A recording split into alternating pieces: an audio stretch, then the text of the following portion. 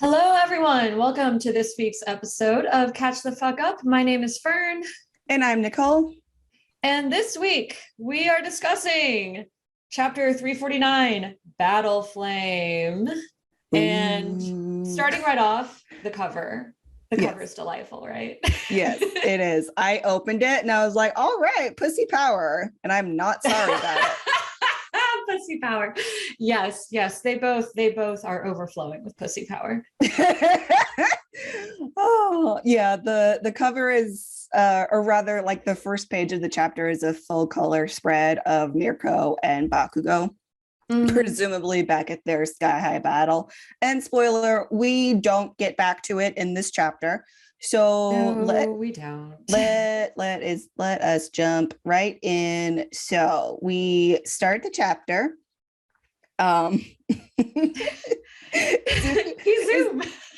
He's literally just zooming over the ocean. It's that's literally what it is. Yeah, it's literally just open ocean. Oh my God. He can fly. That's pretty dope. Yep, he's flying using Nana's float and the third's Fajin, which is great, but obviously he still wants to go faster because he's Izuku, and also he's like hundreds of miles away from where he needs to be. So he's just like, he's trying to think of something to help him go faster as he goes from the Toga battle to the Sky High battle. And as he's got to go fast. He's got to go fast, got to go faster. Regrettably, he does not have Ingenium's abilities to go faster. But as he's basically thinking about the strategy to try and go faster, he is interrupted by the second. Yes. Oh my God. I was so confused for a second. I thought it was Katsuki before I saw the scar. Right? They look that similar. Yeah. And again, we are of the mind that similar look is not a coincidence. But at this moment, they actually start talking about the second's quirk. So on that page, we have the specter of the second kind of flying alongside him and talking to him and telling him, calm down, bitch. Don't lose your head. We got other stuff to do.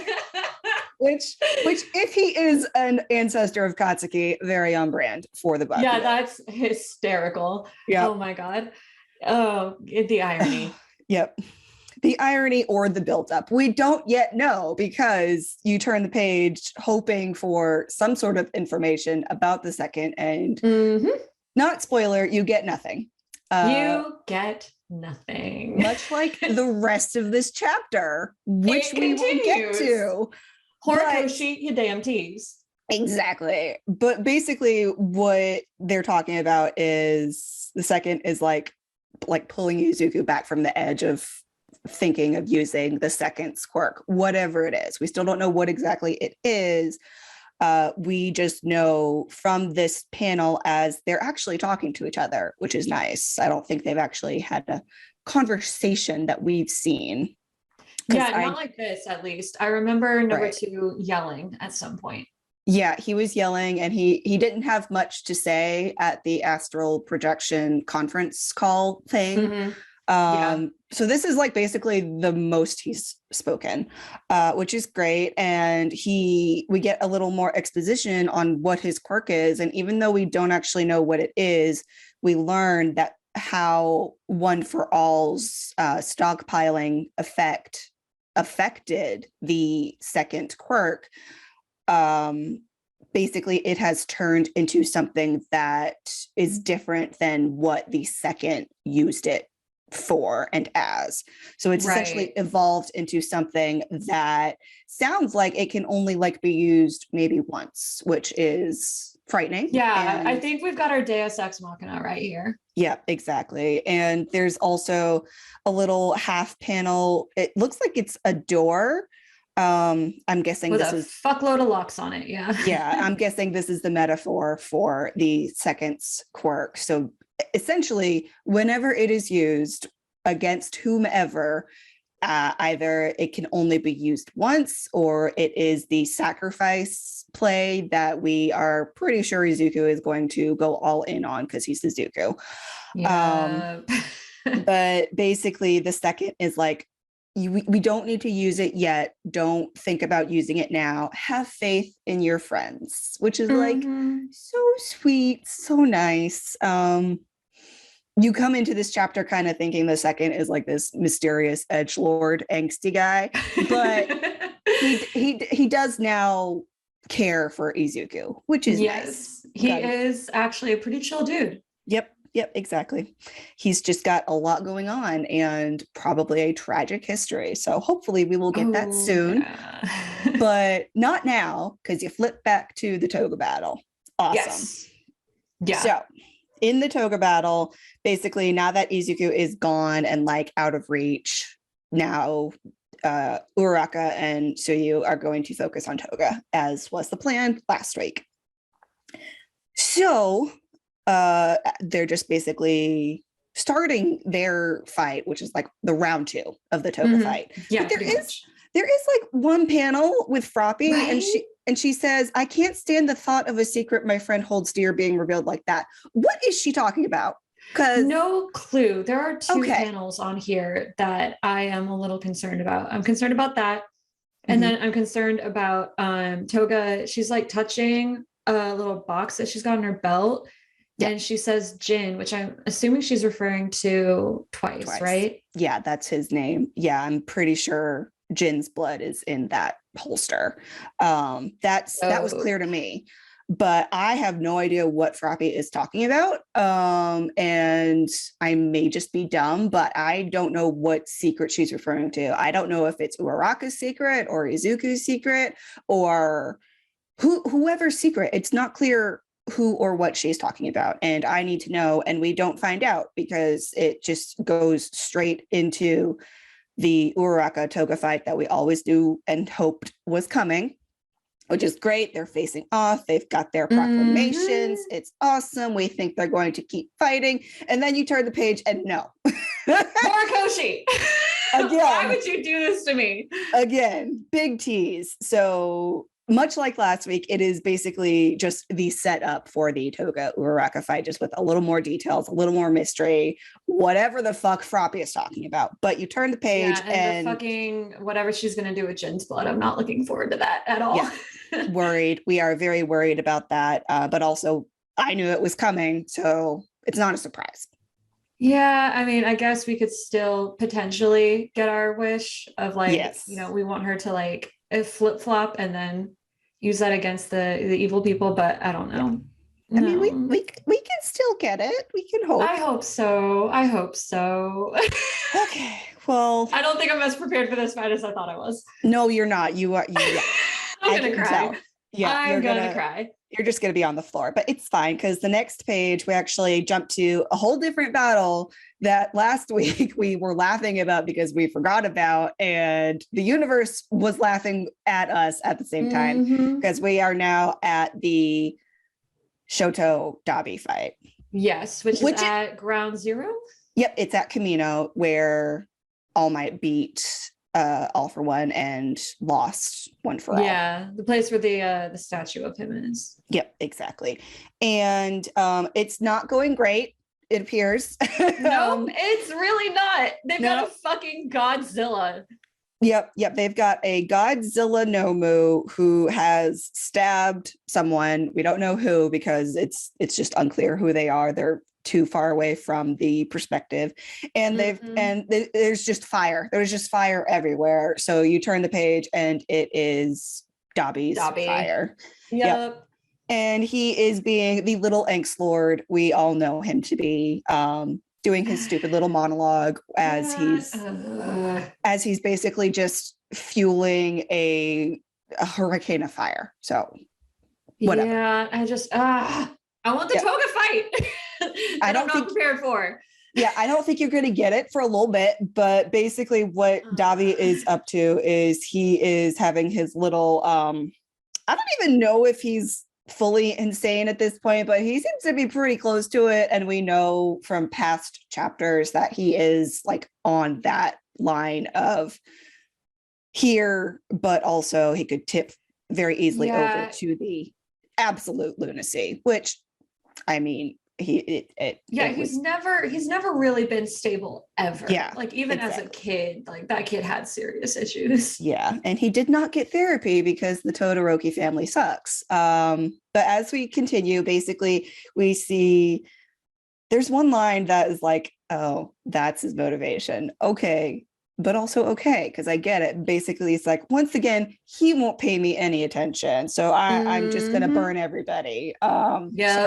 Sir, your daddy issues. And then we get a little more information about who is at the Dabi fight, and it is 3 of Endeavor's sidekicks, 2 of which are more minor sidekicks. I vaguely recognize the guy with the horns, and I do not recognize the guy with the mummy bandages. Nope, not at all. They're there. Cool. Awesome. Always good to have backup. And then we also have Burnin there. Awesome. We love Burnin. Yay, we do like her. And she basically makes the observation that, yeah, Endeavor and his family life, I'm not going to get into that because it's not my place, which I respect. But she knows it is not a good thing. So yeah, she I'm sorry, I can't get over the line. Even if he does stink like an old fart. Yeah. Like she doesn't like him as a person either. No, she does not. Sucks. Yeah, she's like, I know he sucks, but also this fight is valid. And we basically have to stop Toya from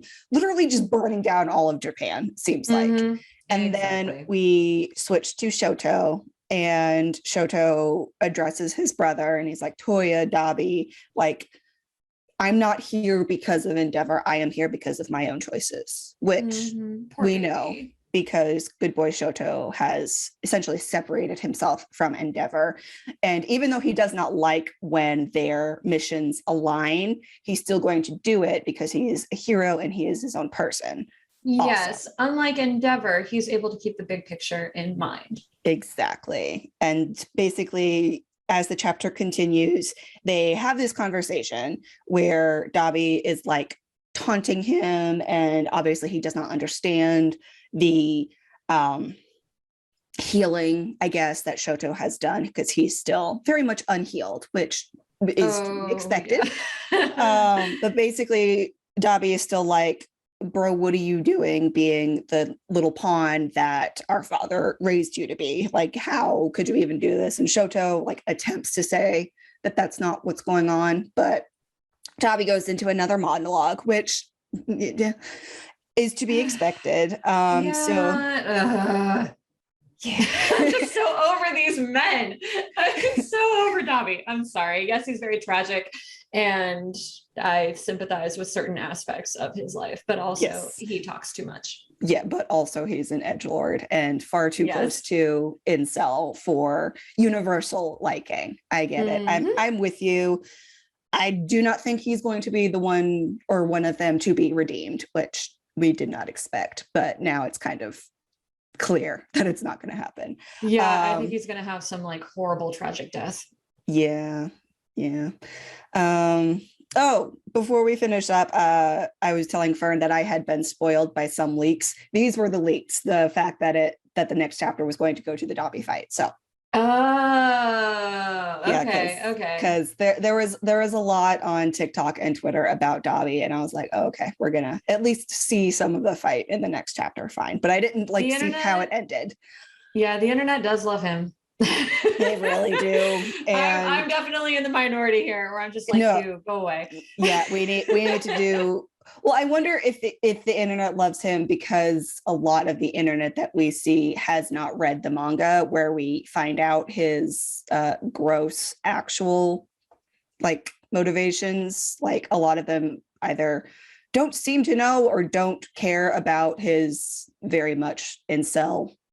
Yeah, I think Fanon Dabi has taken over people's hearts so much that when the incelistish stuff came out, they were like, we're just ignoring that. Yeah, we're ignoring that. The Fanon Dabi is our canon Dabi, which, like, fine, okay, it's fandom, but also listeners, he sucks. Anyway, he's just not the kind of personality that I vibe with. And I get that, like, the brooding, edgy, he's not an anti-hero, but like broody, edgy villain has its appeal. Just not for me. It's just not my cup of tea. And that is valid. So we turn the page, and he's like essentially laying out how the villains are meeting the heroes. Like they want to change the world or destroy the world because the hero society has pigeonholed them so much. And that is a valid critique, but the method of your revolution is not necessary, sir. Yep, you're gonna kill all these people that you're claiming you want to help. Yep. I don't think it works like that. classic megalomania. Anyway, we do get some panels of the other members of the league. We get Toga, which we knew where she was coming from. We also finally get a look at Spinner and wherever the fuck finally. he is. Where have you been, sir? Where have you been? We still don't know where he is, though. We just know he is up to something, and he now has his giant knife sword back. He's got a new one. Awesome. Yep.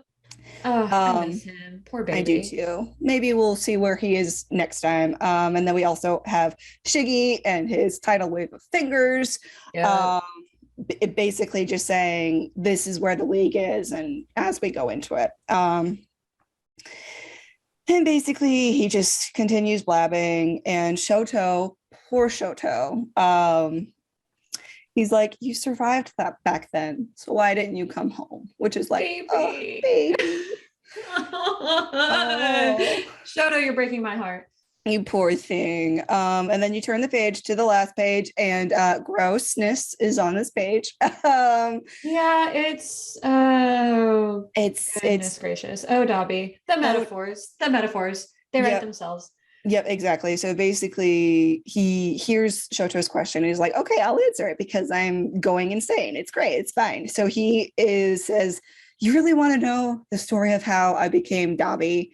And it's like, and the reason I'm still alive, even when I never stopped burning, which that's a whole thing. Basically, the chapter ends with Toya going into the Dobby backstory, which we still don't really know. We know he was believed to have died on the mountaintop in that big fire, but between that and his coming to the league, we don't know what's going on in those years. So it appears we will get that next time, because the chapter ends as his poor burned ass face is just literally ripping apart, and we see the muscles of the jaw, and his skin is literally like not even scarring anymore. It is just cracking and flaking off. Yep.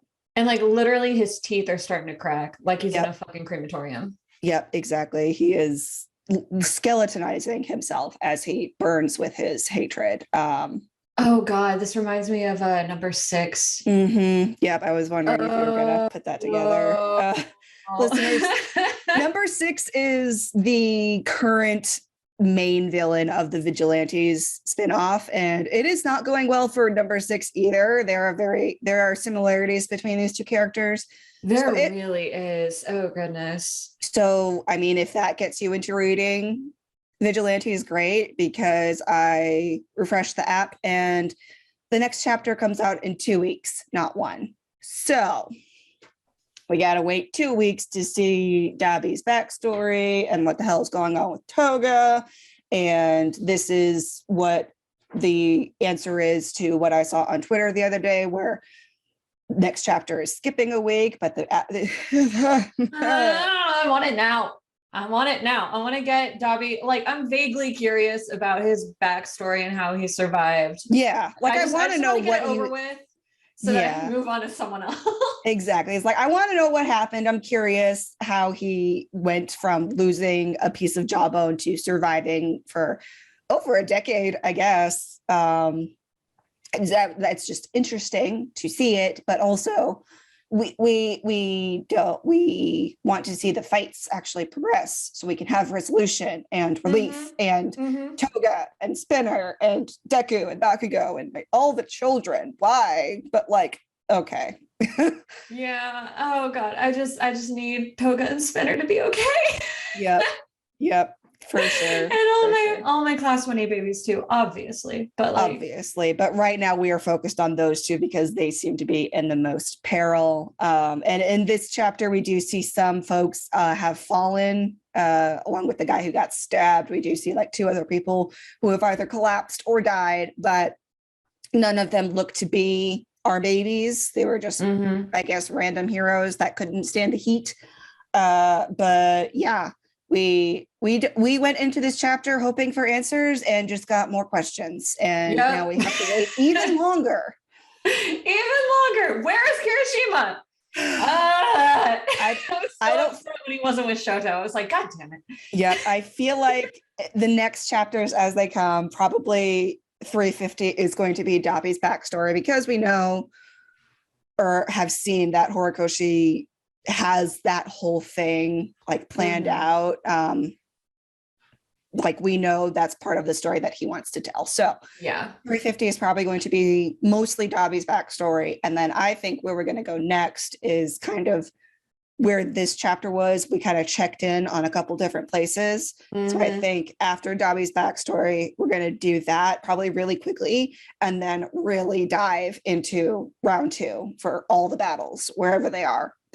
But no order. We don't know who's going to get there first, and we don't know when it's going to happen. And I agree. I think we're going to be bouncing around a lot up until like the very final couple of chapters. Yeah, I think what they're going to do is what they've already done is show 1 round of a battle like at Sky High and the first round of the Toga fight, and then bounce, and then show another round and then bounce, and like fine, but also it's not fast enough. Wrap everything up perfectly and nicely and neatly with a bow on top, please, Horikoshi. Thank you. Yes, we know but he's not going to do that. How dare. It is just sitting in anxiety. Yeah, we're going to be sitting in anxiety until the end of the year. Pretty much. Okay, well, we brought this on ourselves. Yeah. And I brought it on you, so I'm not sorry about that. But anyway, do you have any final thoughts other than how dare no answers? Like that about sums it up. Yeah, how dare no answers. Very upset.